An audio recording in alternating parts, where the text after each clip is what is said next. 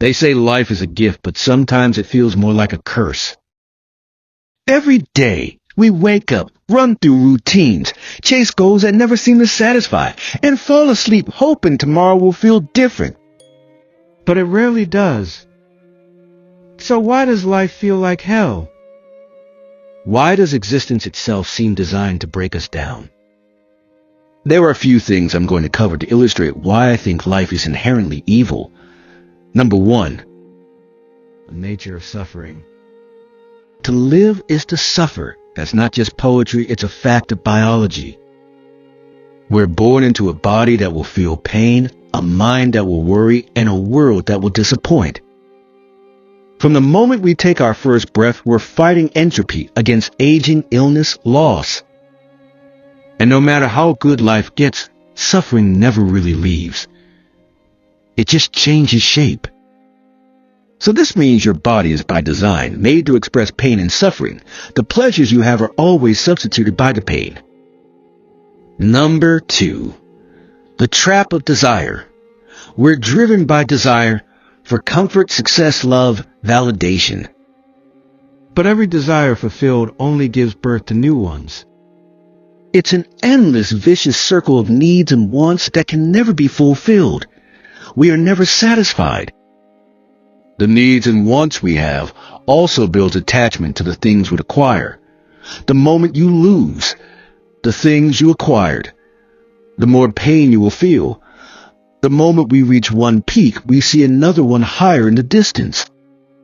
This endless cycle of wanting and never truly having is the treadmill that keeps us running in place.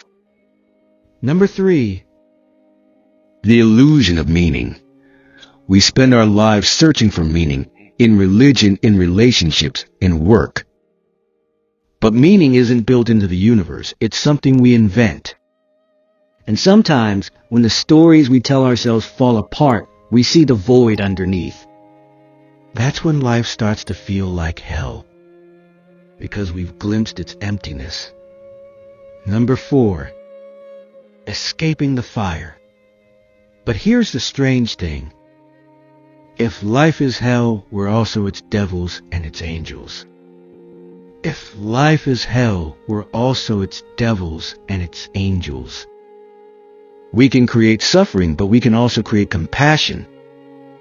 We can make this world unbearable or a little more beautiful. But at the end, humanity always chooses to be evil, always competing for the top spot, exploitation, everyone out to get their own. The dog-eat-dog world. If you're alive, you suffer. That's not pessimism, that's observation. From the moment we are born, we are sentenced to a life of need, fear, and decay. Arthur Schopenhauer, one of the greatest philosophers of the 19th century, according to me, once wrote that life swings like a pendulum between pain and boredom.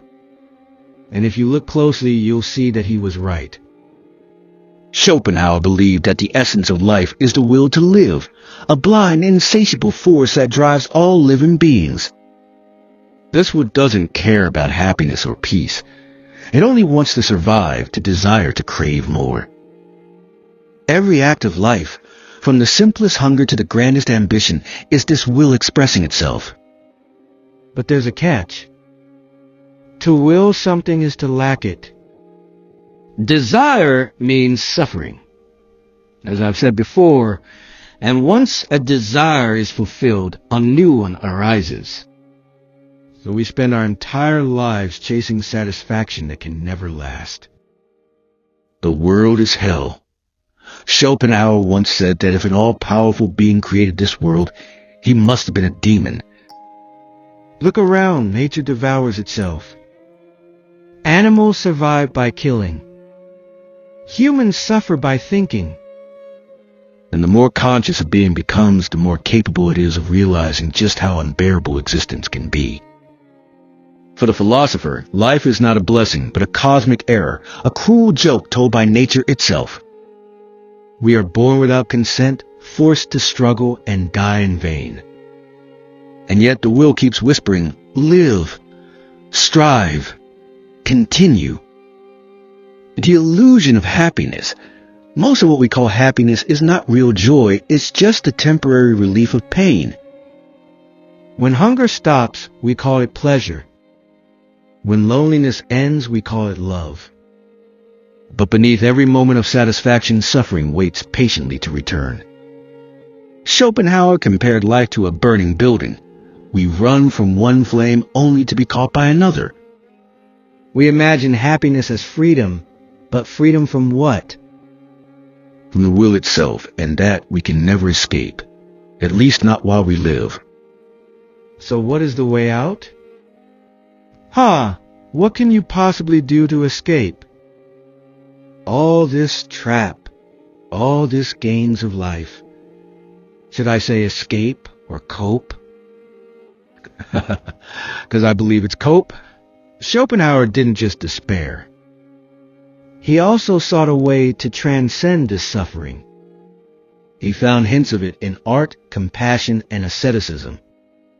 When we lose ourselves in music or in the contemplation of beauty, the will falls silent, even if only for a moment. When we act with compassion, we break through the illusion of separateness and see that every being suffers as we do. For Schopenhauer, salvation doesn't come through success, but through resignation, the quiet acceptance of life's futility and the refusal to keep feeding its endless hunger. The quiet truth.